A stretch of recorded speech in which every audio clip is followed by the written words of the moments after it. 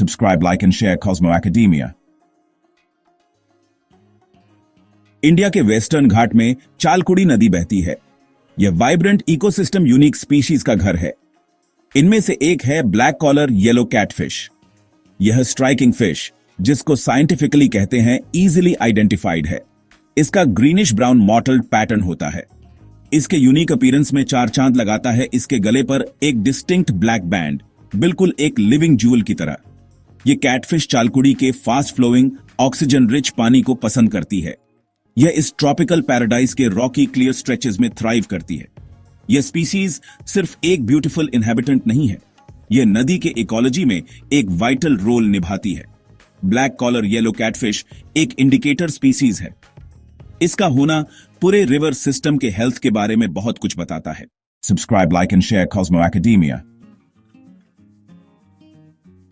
दुहक की बात है कि इस यूनिक कैटफिश का फ्यूचर अनिश्चित है। यह स्पीसीज जो कभी इस नदी में प्रचुर मात्रा में पाई जाती थी, अब अपने अस्तित्व के लिए संघर्ष कर रही है।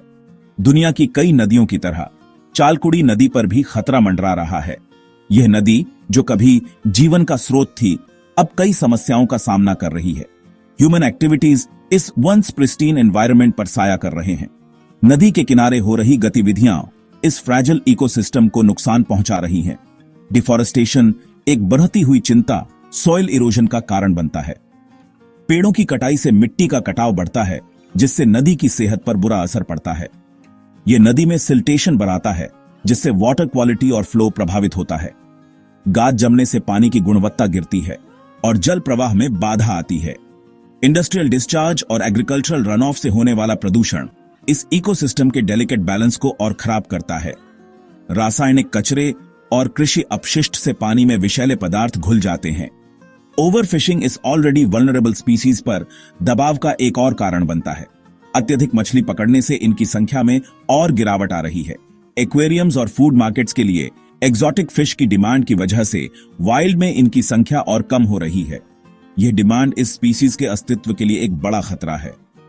ब्लैक कॉलर येलो कैटफिश जो कभी आम दिखाई देती थी, अब रेयर हो गई है। इस दुर्लभ मछली को देखना अब एक असाधारण घटना बन गई है। International union for conservation of nature IUCN ने इसे ऑफिशियली एंडेंजर्ड घोषित कर दिया है। यह डेजिग्नेशन इस स्पीसीज के लिए एक गंभीर चेतावनी है। यह डेजिग्नेशन एक स्टार्क वार्निंग है। यह हमें बताता है कि अगर हमने अभी कदम नहीं उठाए तो बहुत देर हो जाएगी।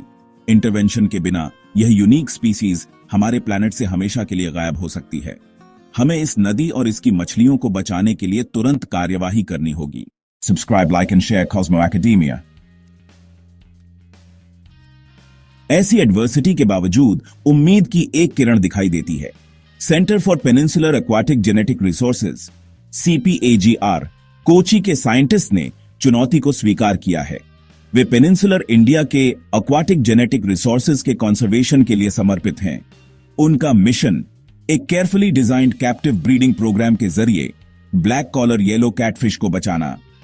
कैप्टिव ब्रीडिंग प्रोग्राम एक कॉम्प्लेक्स और डेलिकेट काम है। इसकी शुरुआत 2020 में कुछ वाइल्ड कॉट इंडिविजुअल्स के साथ हुई थी। CPAGR की टीम ने कंट्रोल्ड एनवायरनमेंट में चालकुड़ी नदी के कंडीशंस को बड़ी बारीकी से रिक्रिएट किया।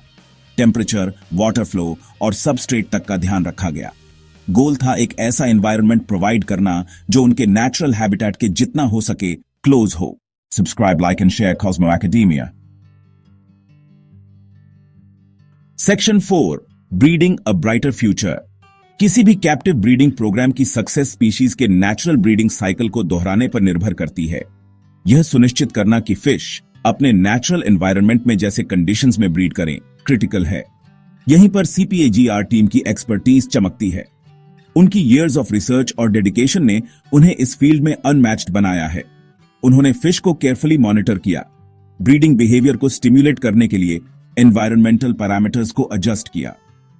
यह मेटिकुलस प्रोसेस फिश के लिए एक सेफ और कंड्यूसिव एनवायरनमेंट क्रिएट करता है।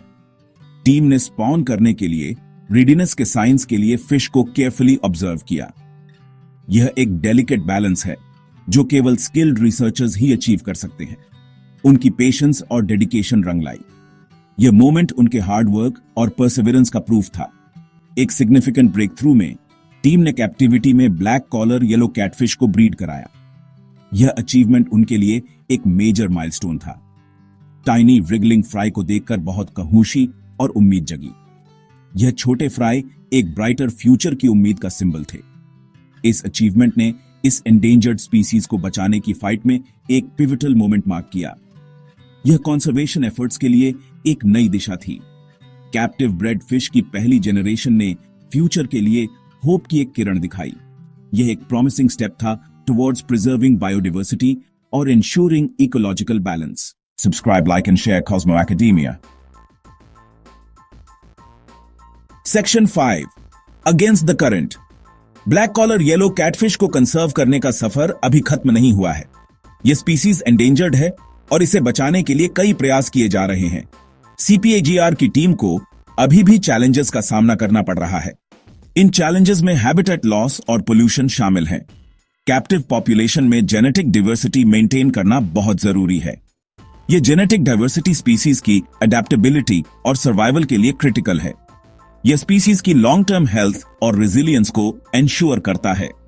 जेनेटिक डाइवर्सिटी की कमी से स्पीसीज की सर्वाइवल रेट कम हो सकती है। इसे एड्रेस करने के लिए team carefully breeding strategies use करती है ताकि जेनेटिक डाइवर्सिटी बनी रहे और जब भी पॉसिबल हो न्यू जेनेटिक मटेरियल इंट्रोड्यूस करती है। यह प्रक्रिया स्पीसीज की जेनेटिक पूल को मजबूत बनाती है। एक और चैलेंज है कैप्टिव ब्रेड फिश को वाइल्ड में जिंदगी के लिए तैयार करना। यह प्रक्रिया काफी कॉम्प्लेक्स और टाइम कंज्यूमिंग होती है।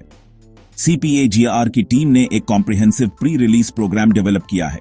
यह प्रोग्राम फिश को वाइल्ड में सरवाइव करने के लिए तैयार करता है। यह प्रोग्राम फिश को धीरे धीरे नेचुरल फूड सोर्सेज और एनवायरमेंटल कंडीशंस के साथ एक्लिमेट करता है। यह उन्हें वाइल्ड में सरवाइव करने के लिए आवश्यक स्किल्स सिखाता है। यह क्रूशल स्टेप उनके नेचुरल हैबिटेट में रिलीज के बाद उनके सर्वाइवल चांसेस को बढ़ाता है। इस तरह के एफर्ट्स से ही हम एंडेंजर्ड स्पीसीज को बचा सकते हैं। Subscribe, like and share Cosmo academia.